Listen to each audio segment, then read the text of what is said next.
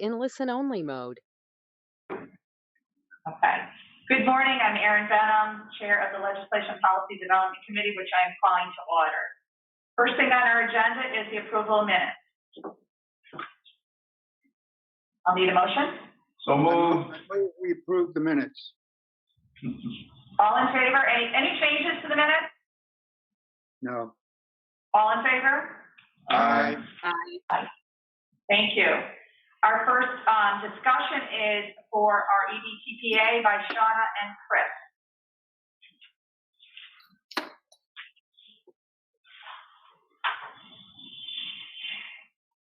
Morning, Chris.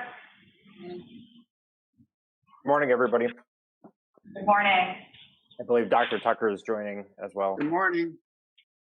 Good morning. I'm here. I don't know if you can see me. I have my camera on, but I'm having some internet, the issues with VPN.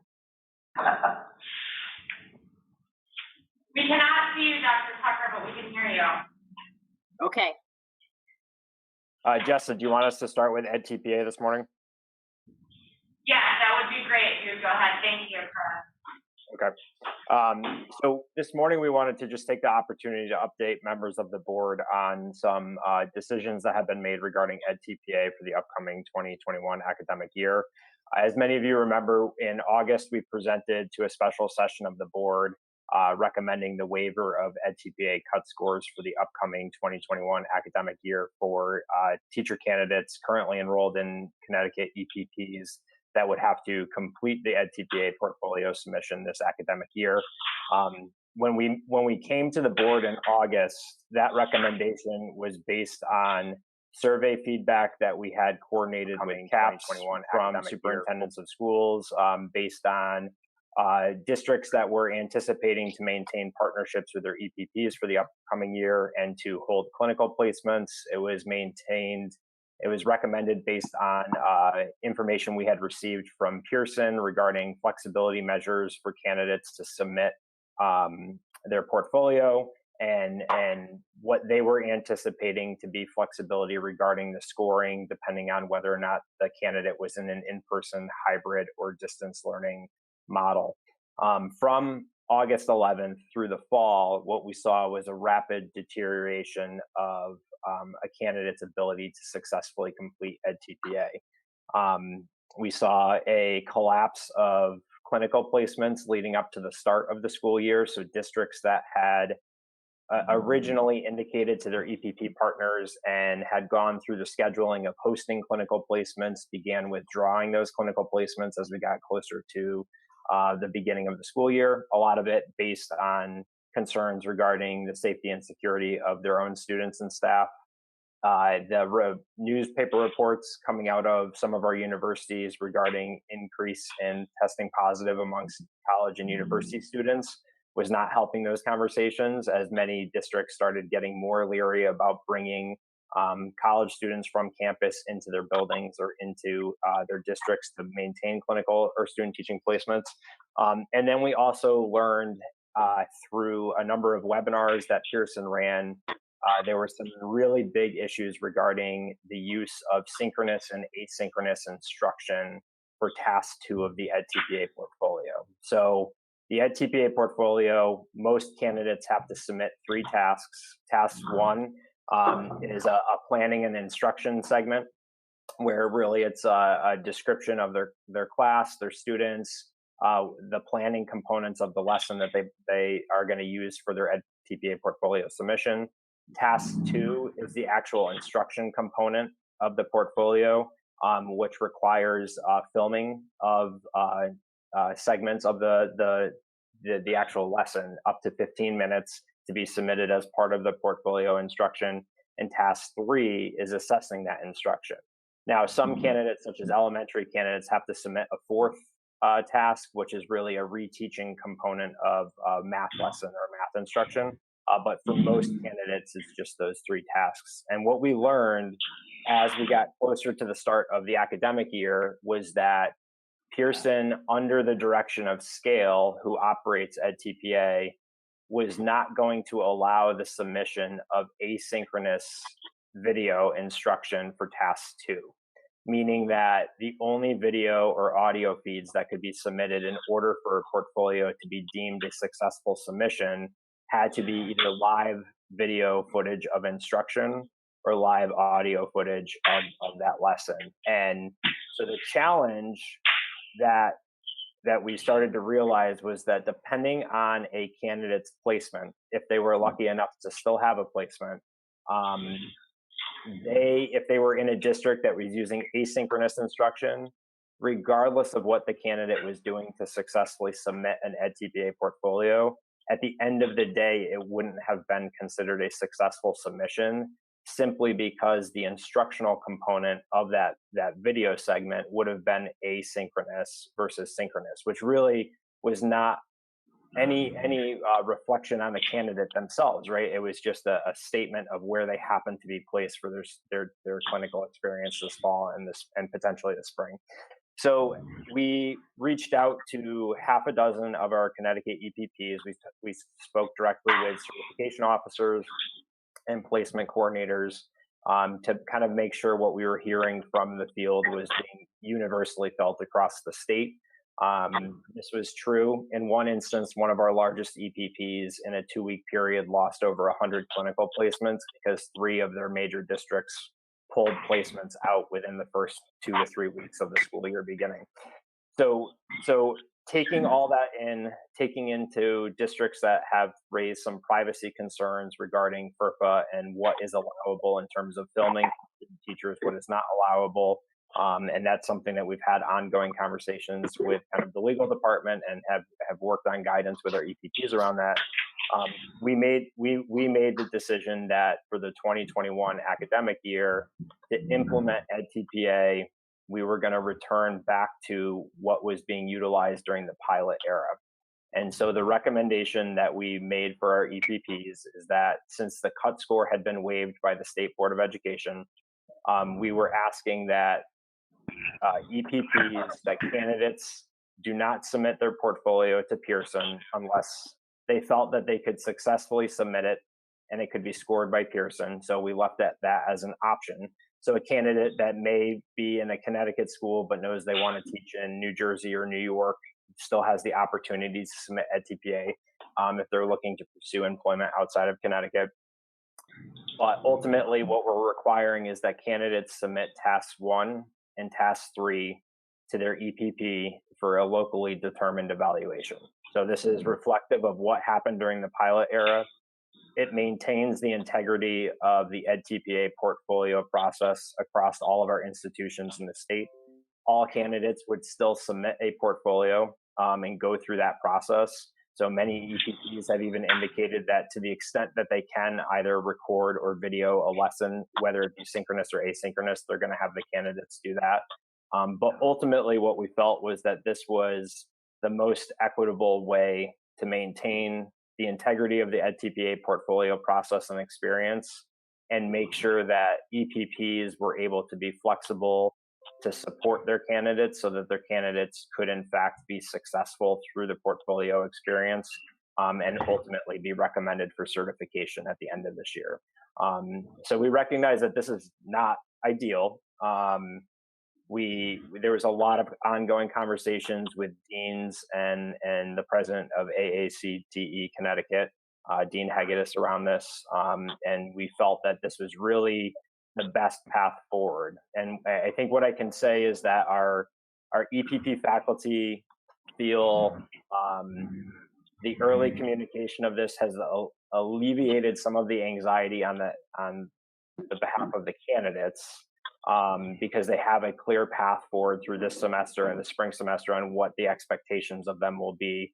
It gives our EPPs time to re-implement their local evaluation process. So to get their faculty to get everything kind of updated. So some of our EPPs are updating their TaskStream online accounts so that the portfolio submissions can be done electronically through their own software. So we felt that the timing of this was really essential in order to help that, and not knowing what the spring semester is going to look like, not really knowing, we have so many districts, as you know, that are fluid right now, where they're transitioning back to in-person, but then we have buildings within that district that are going back to distance, depending on kind of what the figures are. We felt that this approach would really help maintain consistency in terms of what the expectations for teacher candidates would be during student teaching, and give them the opportunity to be successful. So I'm happy to take any questions or concerns. Questions from the committee? Just have one. Oh, yeah. Good, you can hear me. Just having audio problems. Yeah, Chris, thank you so much. And I think that clearly you all have gone through, all the sorts of steps and processes connecting with folks to make sure that this is an equitable solution to a very unusual time that we're living in right now. I guess my only question is simply, are there any sorts of concerns or things that you're going to be keeping an eye on through this process? Presumably there was a reason to have moved away from the pilot. Understanding, we have to make these sorts of adjustments for this unusual time, but just wanted to ask that question. Yeah, no, I think that's a great question. The Bureau is going to require every ed prep program to submit we're developing like a Qualtrics survey mechanism where they can submit and inform us of what their process is going to look like for the 2021 year, so that we have some documentation of what it is that they're saying that they're doing to ensure that candidates are going through this process. I think the big question and the conversation that we had with AACT Connecticut around that was, we have a lot of institutions that have spent a significant amount of time, money, and human resources in really embedding EdTPA into their program, and making sure that those supports are consistent across all courses, all certification areas. And so we felt that by doing it this way, it allowed them to still utilize all that work that they've put in to maintain that consistency around the EdTPA portfolio process, so that when we cycle back next fall, there's not this reactionary period of where they now have to get almost back into the groove of supporting candidates through EdTPA. Like, we wanted to make sure that those processes were in place consistently through this year, so that in the fall, when we go hopefully return to a normalcy, they just hit the ground running with what's been put in place. And our conversations with our EPPs is, we have a lot of programs that have done a great job of implementing it. We have some programs that I think could use this year to really look to embed it even more into their program offerings. And I think that this is, in some ways, a good year for them to even evaluate their own supports around EdTPA and better embed those into specific courses. Chris, have you seen an increase with the back out have now come forward to accept more? You broke up a little bit. What was the question? Have you seen an increase with districts now coming back into the fold, so to speak, that had backed out originally?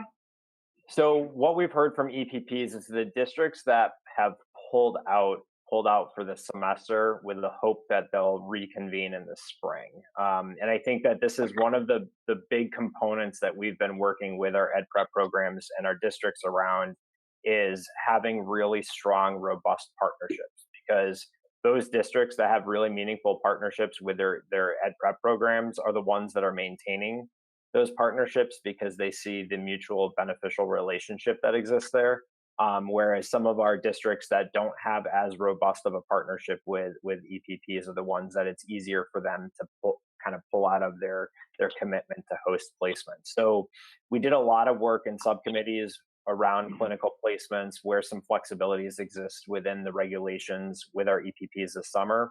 That work is informing work that we'll be doing this upcoming year, which will focus more heavily on LEAs and bringing in clinical placement and district team facilitators to engage more in those conversations about how can we get districts to better utilize clinical placement candidates to support students and support instruction within their district, and to get districts to really see that this is a mutually beneficial relationship. So to move a little bit away from this altruistic belief that we're just hosting clinical placements to support the next generation of educators. Yes, that's really important. And we're trying to message to districts this year, if you want us to help you with hiring next year, we need you to help us with clinical placements this year. But I think we feel that there's a really great opportunity to take this year and reimagine what clinical placements can really look like, and how can districts better utilize their partnerships with EPPs to support students, to support families, and to support instructions within their district. So I think that's really where we're looking to go with it. But Aaron, the easy answer is the ones that withdrew for the fall have withdrawn for the fall, and hopefully they'll be back in the spring. Okay. Thank you, Chris. Any more questions from the committee? Okay, let's move on to our next item, which is these items are going to the full board today, and these are some of our prep programs that we're going to take a look at. I guess it's Shauna and Chris are staying on. Oh, and Katie is coming on. Katie, yes. So Dr. Moore, if you're able to come on, we're ready to do the EPP presentation. No, it's somewhat difficult to hear. And just of these, we need to vote on, correct? Correct. We have you, Dr. Moore? Katie, are you talking? Katie?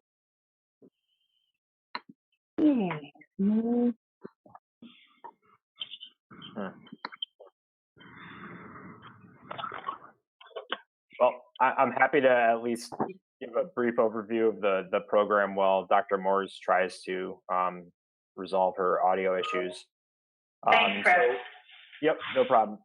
So what you have in front of you today is a proposal for a new program from Connecticut that would be specifically towards certifying educators in ASL or American Sign Language.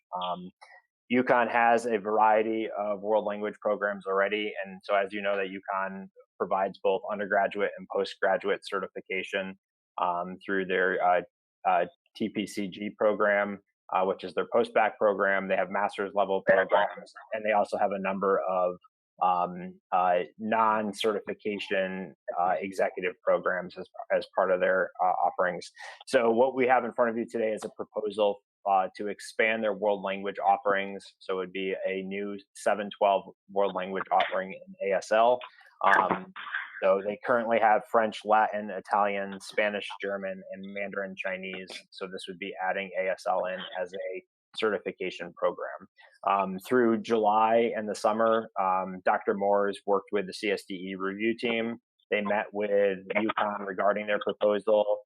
They went back with a couple areas of concern that they asked UConn to address. UConn addressed those concerns. And so the review of the faculty and everything has been done at this point in the programming. And so based on that committee's recommendation, before the board today will be a recommendation to accept UConn Sign Language program for full approval from October 7th of 2020 through November 30th of 2022. And then if approved by the board, the spring of 2021 would begin the review cycle as we carry through with our other EPPs. Any questions from the committee? This is Woody. Are other colleges and universities offering American Sign Language training also? That's a great question, Woody. Katie, are you on yet? I actually don't believe we have any other certification programs that are endorsed for ASL at this time. There's other ways. So within our current teacher certifications, other world language teachers can teach ASL, provided that they get some additional outside training and certification around ASL. But I believe that this would be our first undergraduate or graduate ed prep program offering ASL as a certification area. And I think it's important. I think it's important to point out that ASL is very much a niche certification area that districts have need for. And the challenge that we have is it will never rise to be considered a designated shortage area because there's just not enough demand for it.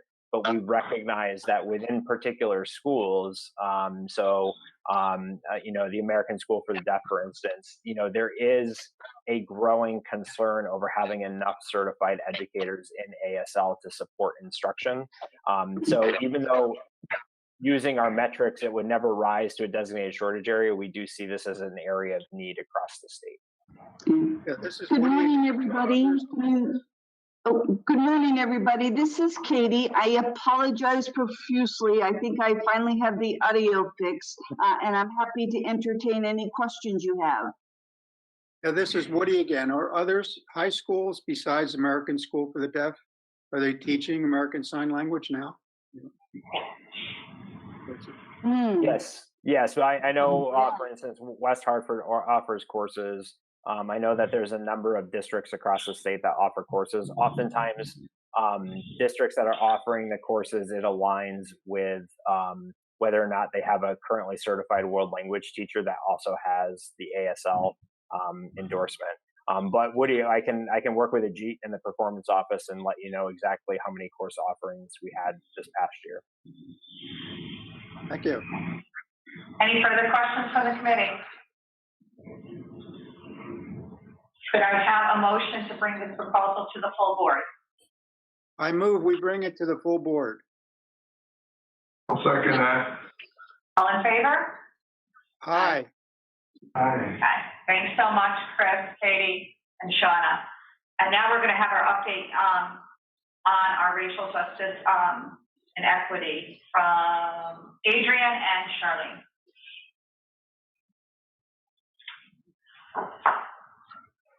Good morning, Dr. Wood. You can go ahead. Thank Good you. morning. Good morning. Today, basically, I want to kind of give an overview of where we at as far as the position statement is concerned. Earlier this summer, I should say, there was a conversation that we had regarding the position statement. And basically what has occurred over the last few months has been given us an opportunity to review the position statement and determine whether or not we need to make any changes to that statement based on the current state of events. In addition to that, our focus was really looking to determine whether or not we needed to make any changes to the roles that are identified by the various stakeholders that will be a part of this particular position statement. So for example, when we're looking at us as a Department of Education, are there any things that we need to do differently than we've done in the past as we look forward to really creating a culture that allows for our students to be most successful, and then determining whether or not what those things are and how as an agency we need to address those things.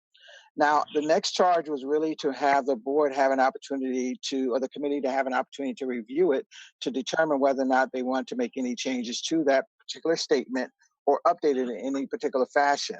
So I didn't want to spend a lot of time talking about what the plan itself was, but also I want to give more time to figure out if there are things after reviewing it that you felt important for us to include. So I get some. Yes. Dr. Wood, could you just, I know you mentioned to me that you work with, I think, CERC or some other folks in updating this. Yes, that is correct. Yes. So basically what happened was I reviewed the position statement, and after my review and after the conversation we had earlier with the board, I went to CERC and asked the executive director, Dr. Candy, if she would be interested in providing some feedback given the work that they do as an organization.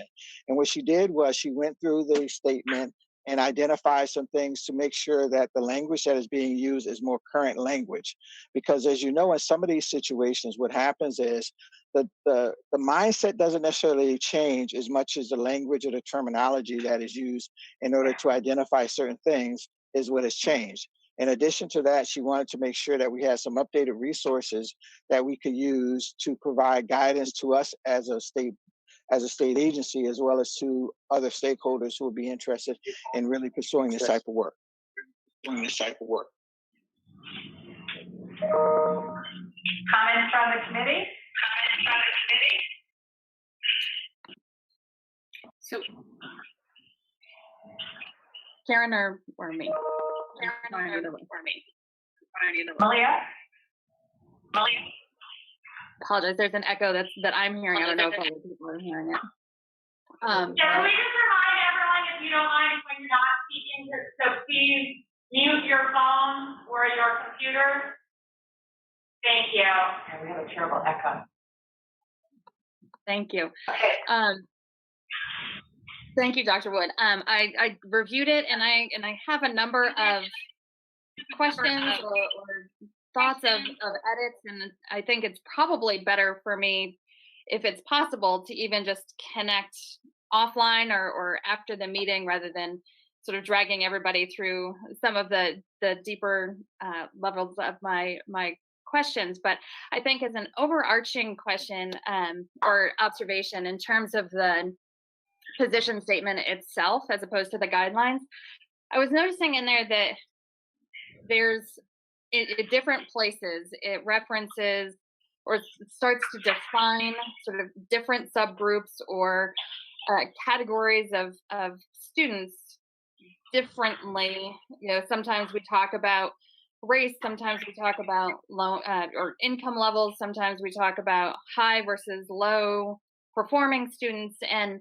so I wanted to point that out and just ask, do we want to actually be more consistent in how it is that we are talking about that through the paper? So that's one sort of question / suggestion. But then the other is, and this is more of a broad piece, which is it itself is very, it's all inclusive and doesn't necessarily speak specifically or target very specifically on race, and wondering whether or not that is something that we as a state board want to do. So I just raised that for reactions or thoughts from folks.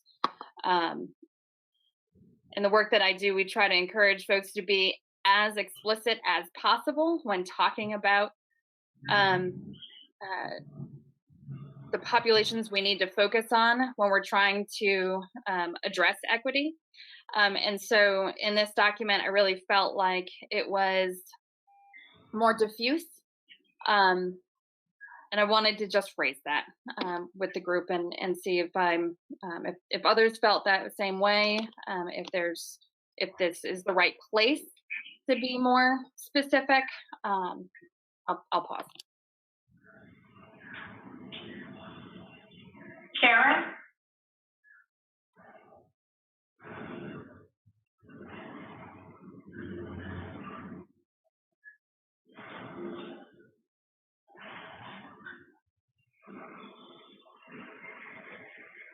Okay, sorry. No, I think the comments that Malia's raised are in line with what I was going to suggest. I'd be looking for some more explicit statement from the state board, and not sure the form that could take, but that was my reaction to it. Any other comments from the committee? Justin, how would you suggest we move on from here? Malia's suggestion was to meet with Adrienne. Would that be a suggestion and revisit this? Yeah, I'm thinking folks who have an interest in providing particular feedback or more in-depth feedback, that maybe an option is to consult with Dr. Wood and/or provide some written suggestions that everyone could review prior to the next meeting. And then in that way, we can ensure that everyone's had a chance to review and then discuss, in this forum before we take next steps on finalizing or making a recommendation to finalize. Malia and Karen, would that be something you'd be willing to do and meet separately with Adrienne, and then we revisit this before we bring to the full board? Absolutely, yeah. I would be. Okay. So I'll leave it up to the. Go ahead. I'm sorry. I do have some of my initial thoughts and suggestions in track changes in the Word document. So I'm happy to send that along to you, Dr. Wood, and Karen, in order to just sort of kick off this conversation, if that's helpful. That'd be great, Yes, that would Malia. be Thank helpful. you. Thank you very much. Yeah, thank you. Great. So we'll look forward to hearing from the three of you again. I was going to say, I All right, think this thank is really important, and I do want to make sure that we really get it right and say something powerful, given the opportunity that we have right now. So thank you for doing this work. Very much Thank you, so. and I think that's why it's important that we will make sure it remains on the agenda so that any, movement that you make can be discussed with the full committee, again, in a committee meeting. Okay. Thank you. Thank you, Adrian. Thank you very much. And Jessica, we'll turn to you with Sure. maybe So, 10 minutes we have. I was gonna say, actually, I've been reminded that we are trying to actually end a little bit closer to 9:20 because of the transition to the full board. Okay. So what I was thinking I'm going to do is suggest that we defer some of the more substantive conversation about this to our next meeting and have it be at the top of the agenda. What I do want to, be cognizant of is that one thing that you will hear from today is actually more of a kind of a full board updated from Dr. Shawana Tucker regarding some of the efforts being made in the certification area and talent recruitment area, which is, part of the five-year comprehensive plan.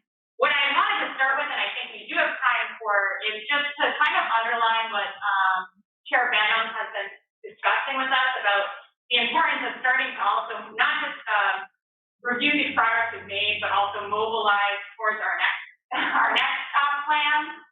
So for those of you who aren't aware, this is a statutorily defined duty of the State Board of Education, is that each year there will be a 5-year comprehensive plan that is developed. And it is also in the bylaws that each 5 years there will be a 5-year plan for education to report and reporting on the progress and implementation of the plan to the governor and the General Assembly.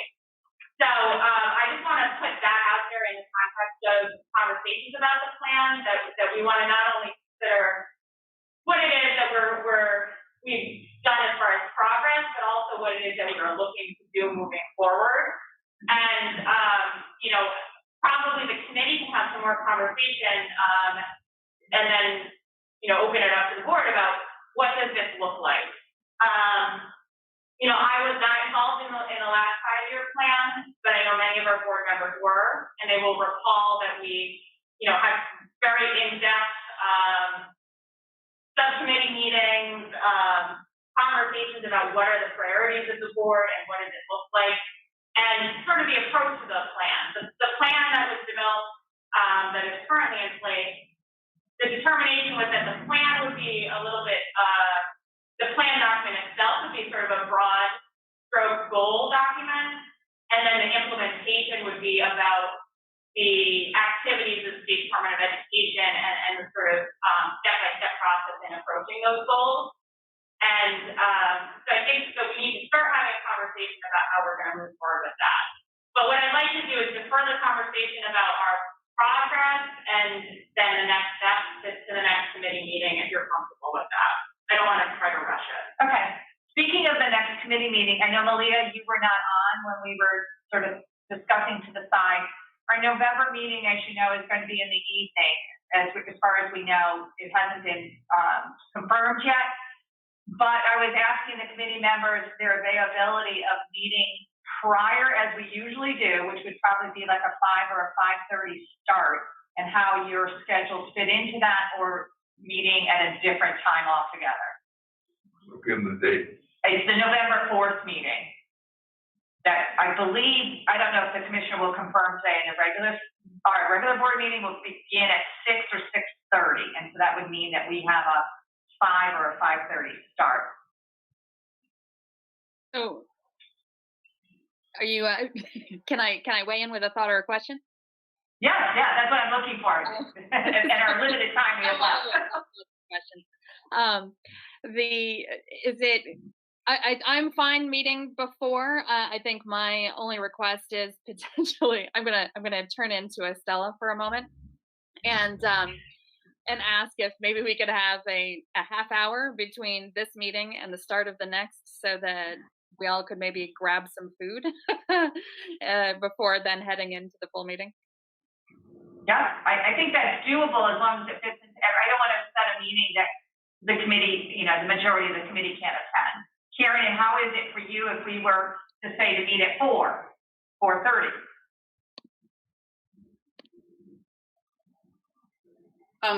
For me, I think I just need to know the location so I can factor in travel time. That will help me know how much earlier into the afternoon I could meet. Right. And as I said earlier, the commissioner might confirm some of that today. I know he was looking at the central part of the state. Meriden and Wallingford were two of the places he was looking into, but that has not been confirmed by any means. So I just wanted to get an idea of where it was. And I'll send something out to the committee when we confirm the date. Confirm the time of that meeting, and then maybe the committee come up with a consensus of when we'll start. But I agree with you, Malia. And then once we are back to normal as can be, I think we have to have a discussion of perhaps having more than an hour for our committee meeting, because it's getting more and more difficult getting everything in. We'll see what is updated today in our regular meeting. And with that, I will adjourn our legislation and policy and see you all in a couple of minutes. Thank you. Thank you.